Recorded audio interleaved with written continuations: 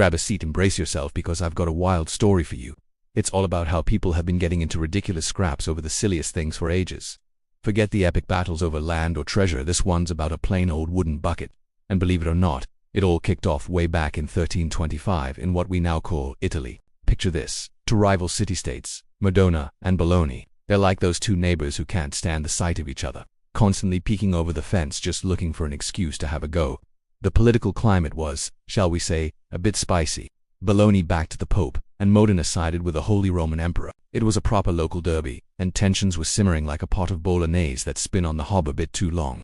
All it needed was one little thing to make it boil over. And that little thing came in the form of a few sneaky Modenese soldiers. One night they decided it would be a right laugh to creep into the city of Bologna. They weren't there to assassinate a duke or to pinch crown jewels. Instead, they snuck over to the city's main well and nicked the oaken bucket used to draw water. That's it. They grabbed the bucket and legged it back to Modena, probably giggling like schoolchildren the whole way. Now, you might think the Bolognese would just shrug, mutter something about kids these days, and get a new bucket, but you'd be dead wrong. This wasn't just about a bucket. It was about pride. It was a massive two-fingered salute from their most hated rivals. The Bolognese were absolutely livid. They demanded its immediate return.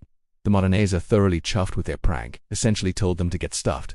So, what do you do when diplomacy fails and a perfectly good bucket is at stake? You declare war, obviously. The city of Bologna mustered an army of 32,000 men and marched on Modena. The Modenese, outnumbered with only 7,000 soldiers, met them outside the city walls. What followed was the Battle of Zappolino, one of the bloodiest single-day battles of the Middle Ages. Thousands died, all because some lads thought it would be funny to steal some bloke's bucket. It just goes to show you, when pride is on the line, common sense often gets chucked right out the window.